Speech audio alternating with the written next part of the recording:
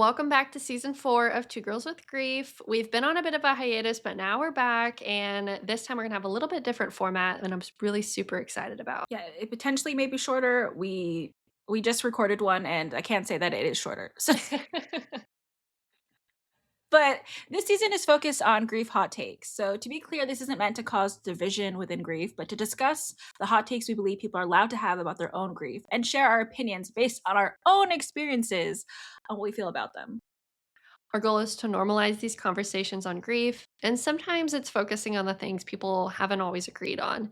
Because at the end of the day, we want the grief conversations to be the loudest from the grieving community, whether they agree or not, and not from people telling us how we should be feeling about our grief. Exactly. Everyone grieves differently, and we think that this will be represented in these episodes. Okay. So let's begin. Episode 2, first of our hot takes. So, first one, losing a parent at 20 is not the same as losing a parent at 50, 70, etc. Yeah, I completely agree. Losing a parent in your 20s is weird as you are figuring out how to be an adult and start having a real life, and then you have this life-changing thing happen.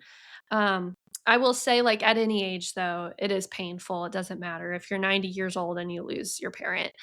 Um, I work with kids who lose their loved ones, either a parent or a sibling, and it's really eye-opening to, like, talk to a seven-year-old and them talking about what it's like to lose a sibling, and or to be 12 and talk about what it's like to have a parent die of a violent death. And so I think it just goes to show, and I think we include this in a lot of things, that everybody's death experience, everyone's grief journey is vastly different. And the only way we can really be cognizant and compassionate is by, opening ourselves up and listening to that person and hearing them out.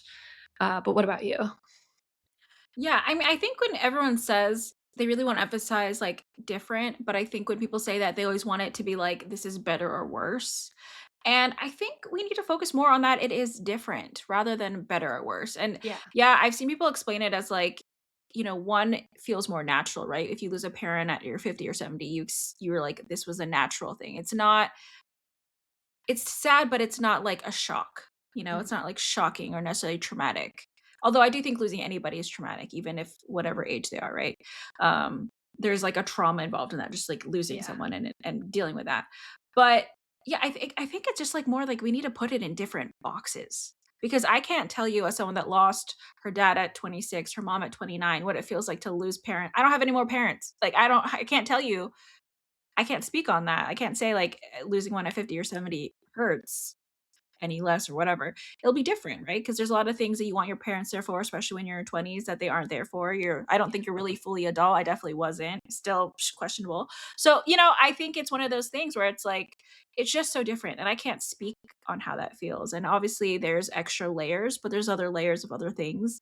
So yeah, I definitely is different. And I think we just need to focus more on it's different and we can't speak on each other's experiences. And there's more things to think about. But yeah, I mean, losing a parent as a child or never even knowing your parent, like it's all so different. And I think you can fight, what's the saying? Like fight till the cows come home. Is that even a saying? I don't know if that's a saying.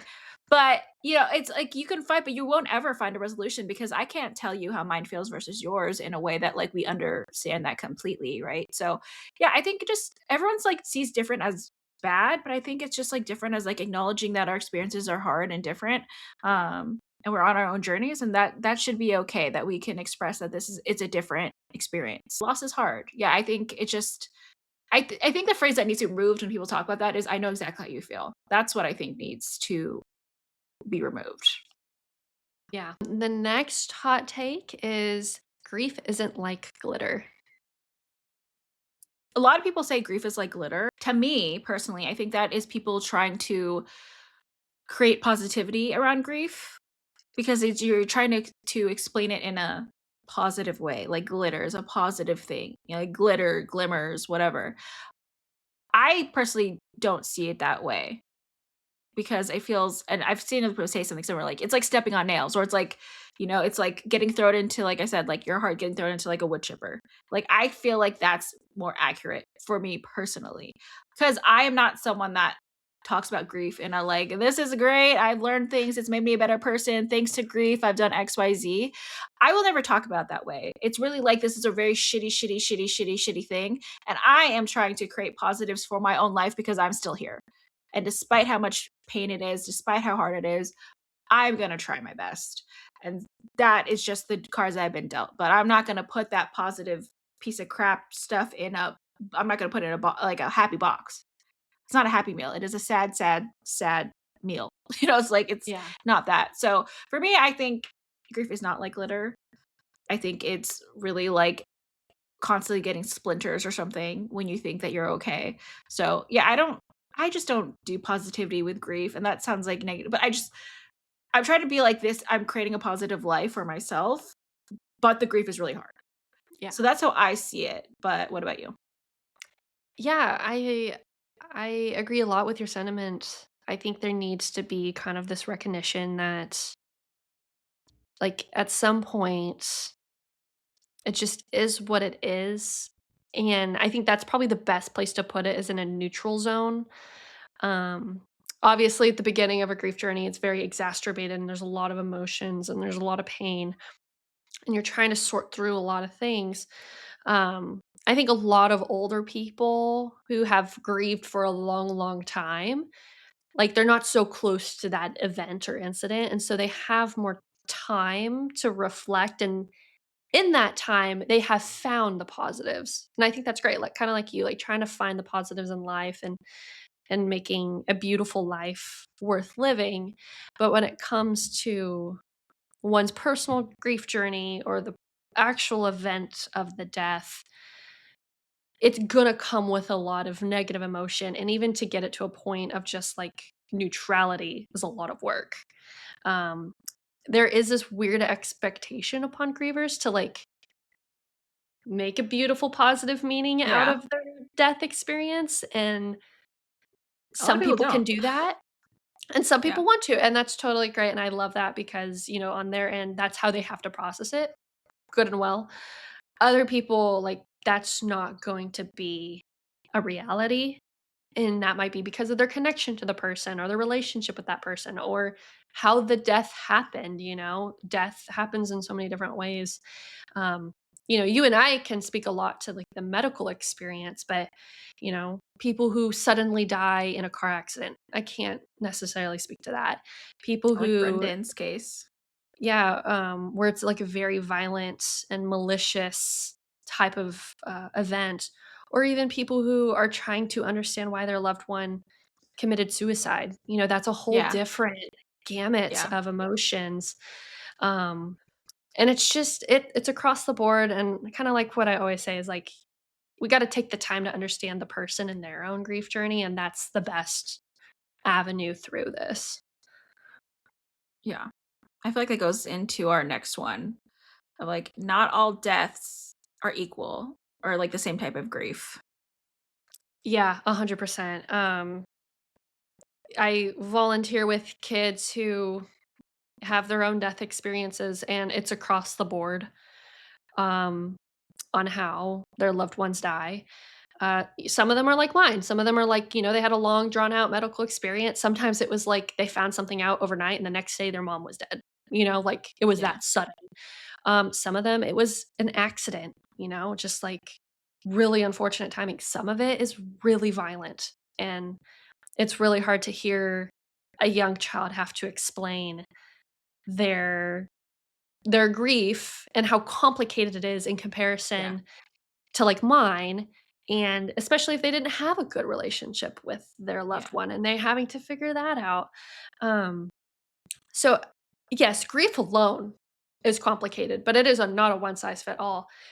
To be the best stewards and to be the best community to one another, I think we really do have to take the time and the patience to understand the intricate relationships of the griever with the person who died and the death connected to it, because Yeah. that adds so many new layers. And like, I think about um loved ones who've died from suicide or murder or car accident, and that's not my experience, and I don't Yeah. know even how you would begin to do that, but what I can do is be like, "Tell me more about how you're feeling." Yeah. Like, tell me what you're thinking about. Like, what are questions you still have? What are things you wish you could tell them?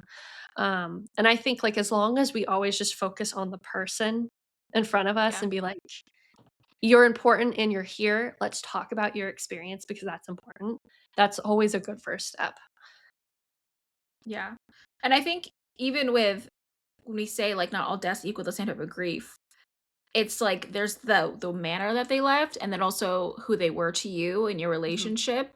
Yeah. And I see constantly people are like, "Losing your mom is the worst death ever." Like, "Losing your kid is the worst loss ever." Like, "I don't care." And people always say, like, "This is different than losing this person." And it's different, right? But also it's like someone could have lost both their parents and their sister. And I've seen someone that said they lost both their parents and sister, and losing their mom was the hardest for them. And not that losing my parents isn't hard, but my sister to me is the hardest loss. But that is me, Yeah. my experience. That is my choice to make. That is just how I feel. I'm Yeah. not wrong. They're not wrong, right? People have asked me like, "Oh, what significant loss have you experienced to even talk about it?" And I'm like, "Well, what is significant loss to you?" And this person was like, I think they said parent, partner, child. And I was like, "You're not wrong.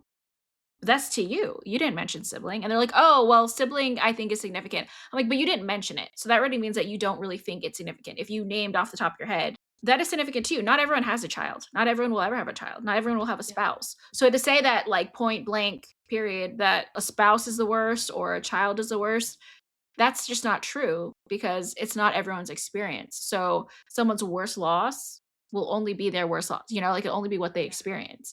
So I think when people say that, I always say it as like, this is my worst loss to me. And I'm right because it's my loss, Yeah. my experience. You say something different, that is you're right as well, because that is your loss. I get where people say like losing your grandma is different than losing my mom unless they raised you and stuff like that. And I think stop using your own experience to make someone's experience feel seen or better because it just doesn't ever work. You Yeah. know, like it never works. Even if you feel like it's the same, you're not gonna be right because you just don't know how they feel. So I think that, like I said before, like just stop putting your experience into someone else's experience to understand them because I just have never heard that land well, you know?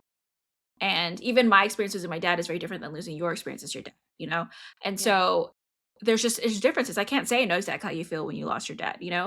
And vice versa. And I think that's what just we need to do is like I can't say I know exactly how you feel because I don't. We just don't. We never do. And you may think that you're saying something helpful by saying that, but you're not. And so, like, let's just remove that. I can't say, like, I know it feels like to lose a child or a partner. I have no idea, Yeah. I just won't speak on that because I don't know. And I think that's what like really needs to be like, I can't speak on it. Let's just stop there because I can't speak on it because it's not my thing. I don't have any real life experience with it. And that's okay. Like, why aren't we more humble as a human society? Yeah. I think a lot about, in regards to deaths that we have not personally experienced, but like we've talked to on our past seasons with other guests, friends who've lost their friends and how that feels very isolating not to have a kind of a bucket to be in. You're kind of like having this whole different experience of like, Yeah. how do am I allowed to even grieve for my friend? Like, am I Yeah. allowed to feel the things I feel? People who've experienced miscarriages, like Yeah. I have never had that experience. I can only imagine it's so profoundly devastating, but it's a whole different landscape of Yeah. grief and death and what you're going through and processing and emotionally, like, how your brain is trying to make sense of it all. So, yeah, I completely agree. The next hot take, "Let me know if you need anything," isn't actually helpful. Yeah, I think for this one, I think now I see it as like, okay, sometimes it's hard because a lot of times it's empty promises, right? And there were Mhm. times that people offered stuff, and when I actually tried to accept what they're offering, it's like excuses. And you're like, wait, why did you offer? Yeah. And I think that actually happened a lot where people were like offering the moon and the stars for that. And you're like, oh yeah, I want that, like, I do want that." And they're like, "Oh, you actually want the thing that I offered? What?" Like, and that's such a weird thing too, like, why would you even offer that? And I think a lot of times it's when people say, like, "If you need anything or you need help," I didn't know what I needed. I'm still figuring out what I need in life, you know? And so when people say that, it's like, what is helpful? I don't know, you know, like what can you provide for me? I don't know. Do I have brain space to think about it? I don't know. You know, am I functioning? No, you know. And so I think it's like a lot of people don't like it, and I think it's because it puts more work on someone that doesn't know what the heck is going on and really is overwhelmed. So, yeah, I think it just depends on, like, if you act on it, I guess, and if you're actually helpful, and definitely don't offer things that you're not willing to actually do. Like, know who you are. A lot of people come off as, like, way better than they are. Like, so, yeah, I think for sure only say it if you mean it, but I think more so do something than just offer something because yeah, you get a lot of people reaching out and saying all these things and you just really don't want to be more disappointed or add any sadness when someone doesn't follow through. So yeah, I just like don't offer something if you can't do it and don't I would say just do something for them that's helpful. Yeah. What about you? Yeah. Yeah, I found and I think this goes back to grief illiteracy and that people don't know how to help other people when they're Yeah. going through this experience, especially if they haven't gone through it themselves. Um, I think some people do have genuine intent and be like, I would love to help, but I don't know how to help because I don't want to overstep my bounds. And especially if you're a griever who already doesn't want to ask for help. Um, Yeah. in my situation, being the oldest and I was taking care of my dad's I was his power of attorney, I was already handling everything, and I legitimately thought in my brain I didn't need help, because I literally thought I could do it all. Yeah. And yeah, hindsight is 2020, and I couldn't, and I wish I had more, I don't know, not pride or ego, but I kinda wish that I was more open to allowing help in my life. Mhm. I was trying to think of some key things that I do know is really helpful and I think easy for anybody to offer. I had some really great friends after my dad died who just allowed space for me to talk about it and cry. I did not have to ever think about it being weird if I brought up my dad. They were always so sincere and kind and, you know, whether we were going out to eat or whether we were, like, inside, they were just attentive, and I think one, just knowing that there's space where you don't have to feel shame or guilt or remorse or awkwardness about crying or talking about your loved one, because that is helpful, that is healing to do that. Another thing is instead of saying, like, "Let me know if you need anything," like, straight up offer the specific thing you'll help with, I was like, "Hey, I'll do your dishes." Like, "Saturday, I'm coming over, I'll do your dishes. Don't think about it, we don't have to talk, but I'll stock your fridge, I'll do Yeah. your dishes, and I'll leave." Just something you can offer and just Mhm. straight up say it. This goes to people who have, like, babies as well. I think you could just straight up say, like, "Hey, I'll be your babysitter. You want a date night? I'll be your babysitter. Call me anytime. I'll be there." I think it's easier to offer a specific thing Yeah. straight up, and because you're like, "I know I'm willing to do this, and I'm offering and I will do this," and they know that they can ask you for this specific thing. I think that's easier in the Yeah. exchange of things. Um, and so, like, 1, offering the space for the person to talk and vent about their feelings around this, and then 2, straight up saying, like, "This is what I will do." And then the 3rd thing, it kinda goes back to both this space and the thing both of those prior, but um, after my dad died, I had a friend that I would go over to her apartment on Fridays and we would eat pizza, drink wine, and watch a movie. And that was our Friday nights. And she had lost her dad, I think 5 years before I lost my dad. And so she was wonderful about, do you want to talk about your dad tonight? If not, Yeah. we could just zone out, watch a movie, and get drunk, kind of thing, where it was just kind of like very based on me and how I was feeling in that moment. And um, I liked that routine for myself of knowing, Mhm. like, someone still wants to see me, Yeah. and it's like sad, ugly state I'm in where I don't feel like the best version of myself, and someone is regularly wanting to see me once a week, Yeah. and it kinda helped with routine. This was, I think, like, just post-COVID, so, like, the world was still kind of weird, Yeah. and she was Still so recovering wonderful. from that. Yeah. And I think just, like, if it doesn't have to be a Friday night pizza wine thing, it could be like, "Hey, on Sunday nights, we have family dinner.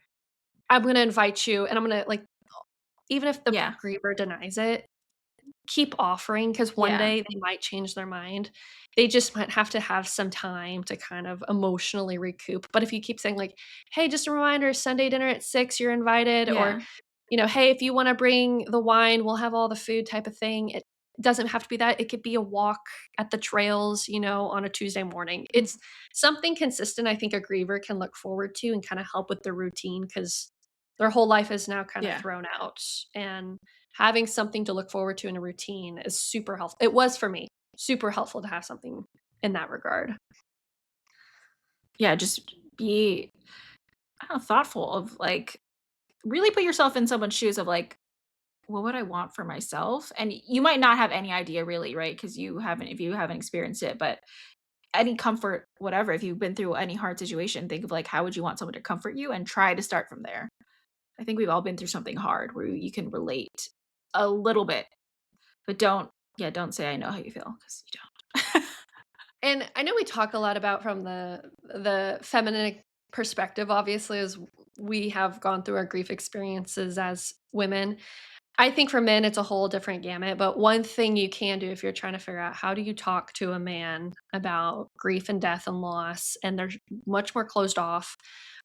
Sports games are kind of a great way to get in there. Like, hey, there's a baseball game. Would you want to watch it? And then use the ad breaks to kind of start opening that door. And if they take it, they take it. If they don't, at least they know that you're a viable person to talk to. But for people who are struggling on how do you talk to men, around death and grief, and you're trying to look out for their mental health, that might be a good way. Football games on Saturdays, you go to a brewery and you can use the ad breaks to kind of talk about deeper things. Yeah. I don't have any advice on how to talk to men about it. They need to open themselves up and realize that they need to figure it out too. So, obviously, we've met some men that are good at that, so, um, yeah, but I think something I saw was just like side notes, like, sometimes it's, like, put on women to, like, figure it out or support a man through it, and it should be mutual, and if a man doesn't wanna talk about it and he's gonna take it out in different ways that they feel like they can't talk about it, I mean, I think no one feels like they can talk about it really, Yeah. and but people do, so, yeah, I think the first step is if someone wants if someone is gonna get better, they have to decide, and get better is just, like, take a slight better step towards, like, living a life, with Mhm. figuring out how to deal with grief. They have to do it. They have to be the one that wants it, because you can do everything in your power, whatever, it's always gonna be the person that needs to do it. You can only do so much. Obviously, the external support is really important and helpful, but the person that's going through it is gonna have to be the one that, like, makes a step to make any changes, really. So, Yeah. In yes. this, like, same vein, I know so many people who feel selfish talking about their grief, and for me, verbalizing my experience has been very helpful and healing, and Yeah. the fact that I can talk about this now and not be in tears is, like, a miracle. Um, I so I've used this even in my own family of, like, "Hey, I wanna listen to you and I wanna talk about what you're going through, but I need you to open up and talk with me." Yeah. I think and I have used this before of, like, you might help somebody with your story. Like, we have Yeah. helped people with our story. Now that's something we want to do. We do wanna help other Yeah. people in their grief journeys. I think sometimes, men and women have, like, this martyrization idea of themselves, and to say, like, "Take your greatest pain and maybe it can help someone else in their greatest pain," and I Mhm. don't know if that would help with men, but for women, I think that definitely helps of, like, you don't know what other people are going through, but your story could help kinda, Yeah. like, crack that egg open. Yeah, there's the help, and then you have to help yourself Yeah. is really important part. Anything else to add to that? Okay, so our last hot take for this episode is stop saying I'm strong. Yeah, that one sucks to hear, especially when I heard that a lot when dealing with my dad's, being his executor, his power of attorney, his person to make the calls on healthcare issues, and everyone saying like, "You're so." I was 24, and that's probably stronger than a 24-year-old needed to be. But I didn't like hearing it. I didn't feel strong. I was breaking down every night. I was not Mhm, living um, a robust, good life. I felt like I was literally like crumbling at my weakest, and I will say I appreciated the acknowledgement that other people saw that I was going through a difficult time and that people were willing to give grace and extend that grace to me when I needed it. mhm. I think people were trying to do that by saying like, "Oh, you're so strong." I think I would have felt better because I felt like I had to live up to this idea of Yeah, strength that I was never gonna get to in that state I yeah, was in, taking care of my dad, and then especially post him dying. I felt like rock bottom, and then I felt like, well, I'm not achieving what other people are expecting of me and the worst time of my yeah, life.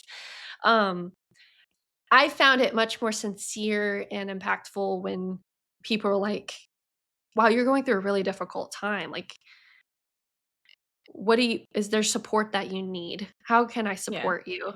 Can I get you coffee? We can talk about it."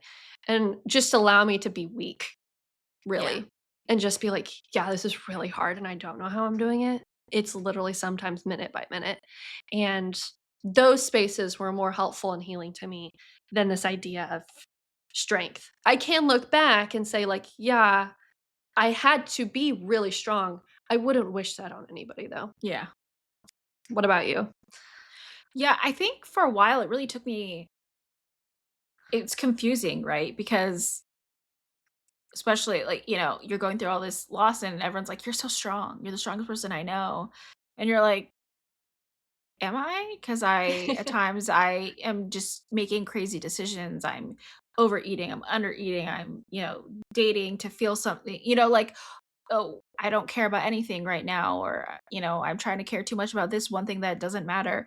It's like you have all these feelings. You're like, "I'm the weakest I've ever felt. I feel so lost. I feel so confused. I feel just lonely and just like the worst pain you could ever feel." And then Yeah, everyone's telling you, "You're so strong. You're so strong." And it's like, what are you seeing that I'm not?" Like, what is that something you actually see? Is that what you feel like you need to tell somebody because they're enduring this pain that they didn't ask for, that they haven't just like ran off or something, that they haven't done something that's so visibly broken to them? Is that what you see as strength? Because I definitely didn't feel strong, and people would say that all the time, and I was so confused. I'm like, "I don't feel strong at all, but everyone's telling me I'm strong. Is this something?" And a lot of it's just like no one understood what I was feeling because also I didn't really know what I was feeling. I wasn't expressing it to people. So if I don't know, then you don't know. And yeah, it definitely wasn't strength. Like, and I think people say that as a way of like, "Oh my god, you've gone through this thing that I don't understand, and I would never be able to handle it," or "That's my worst nightmare." People say that to me all the time, especially because I, like, share online. They're like, "That's my worst nightmare." I'm like, "I'm glad that my life is your worst nightmare, and you feel comfortable saying that to somebody." Like, I'm glad that that is the case, you know? yeah, And it wasn't even my worst nightmare because I never thought that that would happen, I that was worse than my worst nightmare. I just couldn't even yeah, fathom that possibility of even that being how my life turns out. So, yeah, it's a weird thing when people are saying you're strong, and I think a lot of people feel the same way. It's like, you don't feel strong at all, but everyone's telling you you feel strong, and it's this confusing thing when you don't know how you feel, that everyone's saying you're strong, and you're like, "Am I?" What is this feeling? And, yeah, I think we just don't need to say that to people because sometimes it's like a lot of people you don't even know when you hear it, you're like, "Is this strength? Like, what is this?" yeah, I always say it's like more resilience, right? Like, you had to just get yeah. through something that you didn't want to. You're standing You up and you're moving persevered. forward. Yeah, like, you didn't have a choice. It's just something that kept happening that you Yeah, you have to deal with, and you don't have and sometimes people do things that feel strong, sometimes they don't, and, I do think it takes strength to want more for your life, to, like, believe in yourself and to keep going every day. I do think that takes strength, but, yeah, I think it's just it's a word that's been associated with people that are grieving, and a very common phrase that I feel like can be retired. It's just because it's not as I think it creates more confusion when people you think you know how you're gonna feel about grief, and then you don't, and then everyone tells you how you should be feeling about grief, and I think that makes it really confusing, whether, like, you should be happy again, or why are you so sad, or why are you still crying, or you're so strong, and you're like, what is going on? I have no idea what I'm supposed to be doing. Everyone feels things differently. Um, so yeah, I think it's just one of those things where, like, we need to stop telling people what they are when it's in a confusing situation. Like, Mhm. you can tell someone you're so kind, whatever, all these things. But when you're saying, like, you're so strong in a situation where someone doesn't feel strong, I think that can just create a lot of mixed emotions when you don't know what you're feeling or what's going on. Yeah, that makes sense. This episode is just a lot shorter. Apparently, we had a lot more things to say about our first episode. Also, I think um, we hadn't done an episode in a while, so our first one is just like Right. us also like kind of catching up and sharing things. So Yeah. this episode is actually, I believe, shorter. Good. We did Yeah. we did it for once. Yeah. Okay. Don't expect it That's though it. for everyone. Yeah. That is it for the hot takes for today. Stay tuned for our next episode and feel free to submit your own hot take for us to discuss by emailing us at twogirlswithgrief@gmail.com or sending us a DM on Instagram or TikTok at twogirlswithgrief. And as a reminder, we are not professionals. We're just professional grievers trying to have more open and better conversations on grief. Until next time. Bye. Bye.